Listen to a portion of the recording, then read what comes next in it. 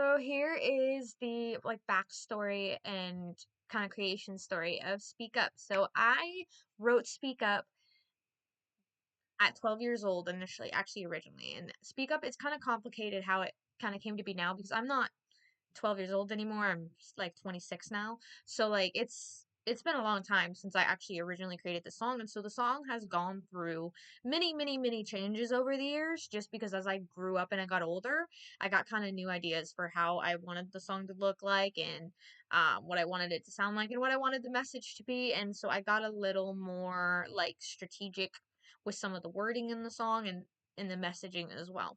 But initially, just talking about the original version, Speak Up was originally like three different songs. One song was called, and the primary song, I should say, like, so pretty much the meat of kind of what Speak Up is now came from a song called What About Everything. And then another part of the song came from another song I wrote at 12 called Destroyed. And then there was a third song I wrote when I was 12 called Speak Now.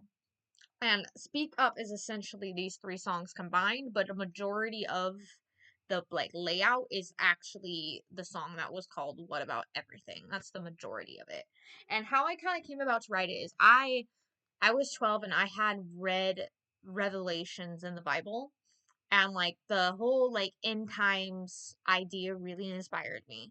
And so I kind of wrote, so first I wrote Destroyed, and Destroyed was like all about the end times but like really negative, really depressing and negative. And after I finished Destroyed, I was like, that's too negative. I need a positive version. And that's when I created What About Everything. And so then I created What About Everything to be a more like positive and hopeful version of like somebody in the end times. And I wrote both the songs from the perspective of people in the end times. Like I was telling a story essentially. And then after I did that, I was like, you know what? I need to do the end times from like Jesus's perspective. And so then I wrote Speak Now from like Jesus's perspective, and straight up like I don't remember like pretty much anything from Destroyed or Speak Now. I only remembered like one part from both of those songs. And then like What About Everything, I remembered everything, which is why the majority of the song is actually What About Everything, just expanded on, because that was the most I remembered. I didn't remember as much as the other twos, and I focused a lot more of the perspective. I kind of came out of the storytelling and I came more into just my own perspective, so I straightened all the perspectives so it wasn't like confusing when I did the kind of mass rewrite, and I merged these three together into one song, and I updated a lot of the lyrics from What About Everything to Speak Up.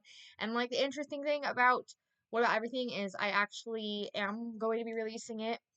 At the time of making this video, it's not out yet, but it's currently like processing.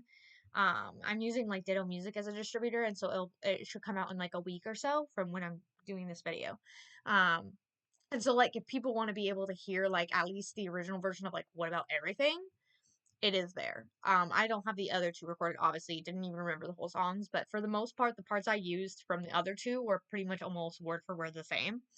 I didn't really change much with those parts. But anyway, um, I wrote the song at 12, and then when I was 12, I sang it in a competition. It got it stuck in a bunch of like people's heads, and so people were asking my mom to have me record it, which is how the at 13 I recorded What About Everything professionally because my mom got it recorded.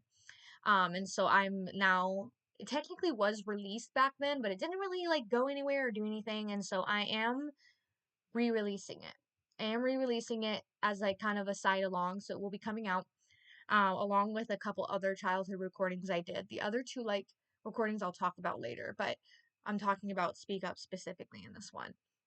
But anyway, that's kind of the backstory of it. Now, as for like the process of actually creating Speak Up, because like who I worked with, and so like the person who provided the male vocals on this is a um guy named Jeremy Sims, and he's so nice. Like he helped me out on that for like literally for nothing. Like he did it for free. Just wanted to like help me, and I really appreciate him for that because I really needed like a male vocalist. And I like one thing with like Speak Up is I really feel like I've kind of had to do this alone. Like for the most part, I've had almost no help from anybody. And I wish that wasn't the case. Like, I wish there are people around me in my life who were more supportive, but sadly, it's just not the case. It's just not the reality. Um, and so I really had to push to get the song out on my own, and by like the grace of God, I managed to get it done. But and I'm so grateful for the people God did provide, because I asked multiple people I knew to add male vocals to my song, and all of them said no. Like, nobody was, people I grown up with my whole life were not willing to help me. Um, and so I'm really thankful to Jeremy for coming through and doing that, because like Jeremy, like when I met Jeremy, like he had never even sang in front of people before. Like and so like him like kind of coming over that fear of like publicly singing in front of people and actually agreeing to go on an album, like I appreciate that so much, because like he's done more for me and was willing to do more for me than most people I grew up with are. And sometimes it happens like that, and so I'm thankful to God too for bringing Jeremy in my life, to the point and putting it on his heart to help me. The other person who was kind of a big factor in making the song happen was Corbin York, who produced and engineered the whole song, and he also like handled pretty much all the musicianship work. Like, he on the track, like the one who played the guitar, the bass, and the piano on the actual soundtrack is Corbin. Like, he provided all of it, and then his brother did the drums.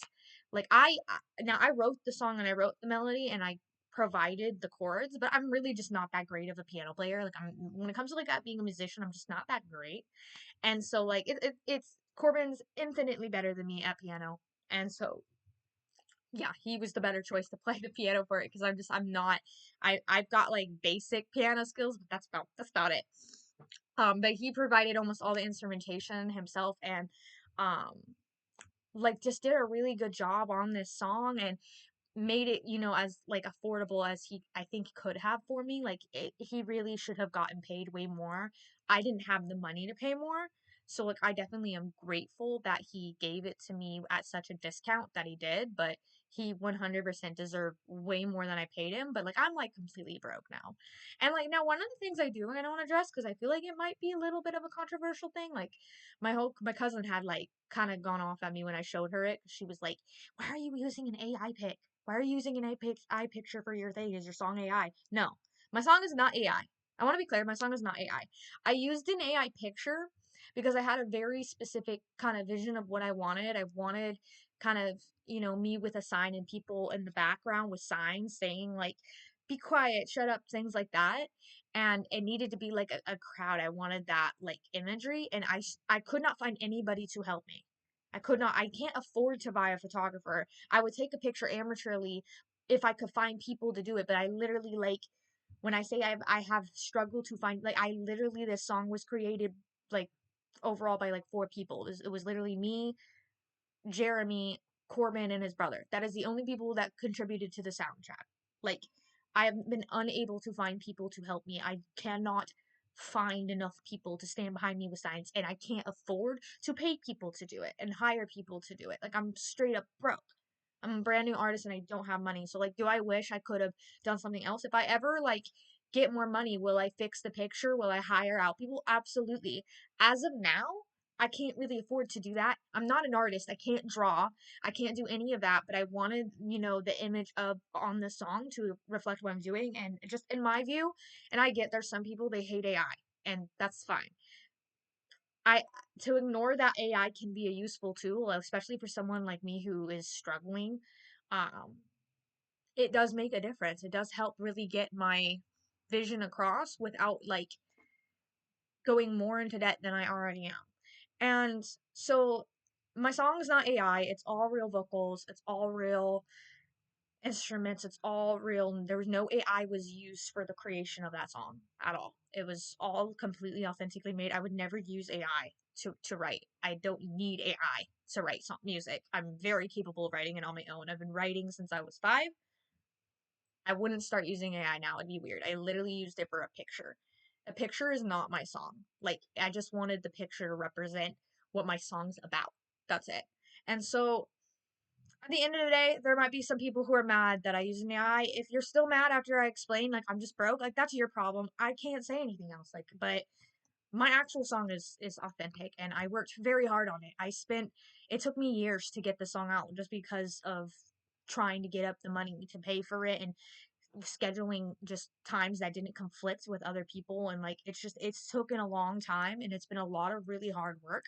And ultimately at the end of the day, I really created the song to help encourage people, because now more than ever I really feel like we're living in a time that like the world is really becoming hopeless. Like I feel like a lot of people are losing hope, a lot of people feel silence, and so I really want to just encourage people now, whether like you're Christian or not. Now I'm a Christian, so sometimes like God and Jesus will come across in my writing just naturally, because I'm gonna write what I feel and what I believe. So sometimes God and Jesus comes across in that, but that doesn't mean like my song's only for Christian audiences. It's I wrote Speak Up with everybody in mind, with every individual in mind. So like, because honestly, like it's not just, Christians who have been silenced. People every day get silenced, whether it's by family, friends, by people at school, by people at work. Like I feel like it's probably becoming more and more common to feel like your voice is being silenced, and that you can't be heard, and that you can't speak up, or you'll suffer consequences. And so the ultimate message of the song was to encourage people to be confident in who they are and in what they believe, and speaking up about it and being confident in that. And that is the backstory of Speak Up. Thank you.